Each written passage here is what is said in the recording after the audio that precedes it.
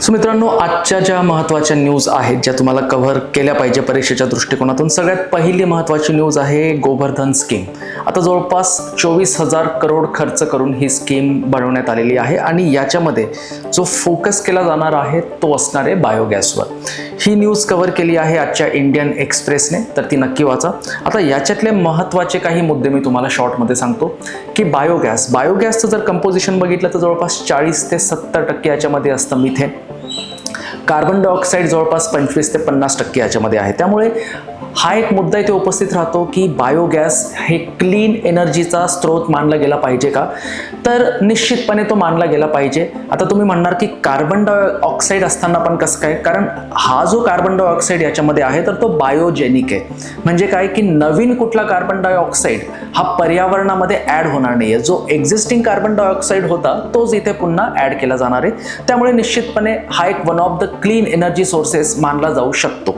तर ही न्यूज तुम्ही परीक्षेच्या दृष्टिकोनातून नक्की कव्हर करा. याच्यामध्ये जवळपास 23,731 करोड हा आकडा तुमच्या लक्षात नसेल परीक्षेच्या वेळेस तरी चालेल, पण हे जे बाकीचे कॉम्पोनंट्स आहे, बायोगॅस आहे, त्याच्यामध्ये वापरले जाणारे जे काही कॉम्पोनंट्स असतील ते नक्की बघा. आणि आपल्या SPMच्या ज्या करंट अफेअर्सचे काही आपण पॉईंट्स मेन्शन करत असतो यूट्यूबवर किंवा इंस्टाग्रामवर, त्याला सुद्धा तुम्ही नक्की बघा.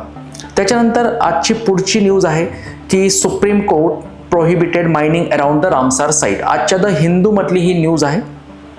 इथे असन वेटलँड जे की येतं उत्तराखंडमध्ये, असन आणि यमुना नदीच्या दरम्यान हे असन वेटलँड आहे आणि त्याला रामसार साईट डिक्लेअर केलं. तिथल्या बायोडायव्हर्सिटीच्या प्रोटेक्शनसाठी सुप्रीम कोर्टाने इथे आदेश दिलेले आहेत. तर इथे हा पर्यावरणाच्या दृष्टिकोनातून ही न्यूज महत्त्वाची आहे. तसंच पॉलिटीच्या दृष्टिकोनातून इथे ज्युडिशियल ॲक्टिव्हिझमचा जो मुद्दा आहे तो सुद्धा इथे कव्हर होतोय. तर द हिंदूमधली ही न्यूज सुद्धा तुम्ही इथे नक्की बघितली पाहिजे.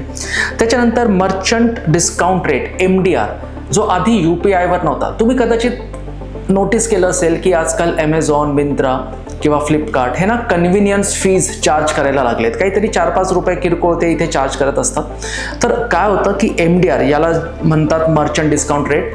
तर जे काही पेमेंट आपण ह्या ई-कॉमर्स वेबसाईटच्या थ्रू करतो तर त्यासाठी त्यांना बँकांना एक पैसा द्यावा लागत होता. तर आत्तापर्यंत ते पेमेंट क्रेडिट कार्ड, डेबिट कार्डवर होतं, पण आता ते UPIवर सुद्धा लागू करण्यात आलेलं आहे. तर प्रिलिम्सच्या दृष्टिकोनातून कदाचित त्याच्यावर एखादा प्रश्न फ्रेम केला जाऊ शकतो.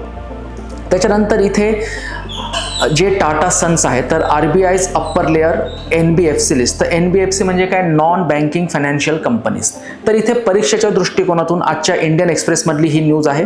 आता इथे एक पॉईंट जो आपल्याला समजण्यासारखा आहे, जसं इथे मेन्शन केलेलं आहे की टाटा सन्सला इथे अप्पर लेअर लिस्टमध्ये मेन्शन केलेलं आहे. तर त्यांच्या ट्रान्झॅक्शनच्या बेसिसवर इथे लेअर बनवलेले असतात. एक आहे बेस लेअर, दुसरं असतं मिडल लेअर, तिसरं आहे अप्पर लेअर ज्याच्यामध्ये आता टाटा सन्सला सामील करण्यात आलेलं आहे. आणि त्याच्या व्यतिरिक्त एक असतं टॉप लेअर. परीक्षेच्या दृष्टिकोनातून हे लक्षात राहू द्या की टॉप लेअरमध्ये कुठल्याही कंपनीला आत्तापर्यंत इथे स्थान मिळालेलं नाही आहे. तर ही सुद्धा न्यूज आजची आपली प्रिलिम्सच्या दृष्टिकोनातून एक्सप्रेसमधली न्यूज इथे महत्त्वाची असणार आहे. त्याला तुम्ही नक्की गो थ्रू करू शकता. तर ह्या होत्या आजच्या काही महत्त्वाच्या न्यूज ज्या प्री आणि मेन्स परीक्षेच्या दृष्टिकोनातून अतिशय महत्त्वाच्या आहेत. याच्यावर आपण आणखी सविस्तर चर्चा निश्चितपणे करू. आणि तुम्हाला सुद्धा जर कुठल्या महत्त्वाच्या न्यूज वाटत असतील आजच्या, तर त्या मला कमेंट सेक्शनमध्ये नक्की सांगा. आणि अशाच इन्फॉर्मेटिव्ह व्हिडिओसाठी आपल्या SPM IAS अकॅडमीच्या चॅनेलला नक्की सबस्क्राईब करा. थँक्यू.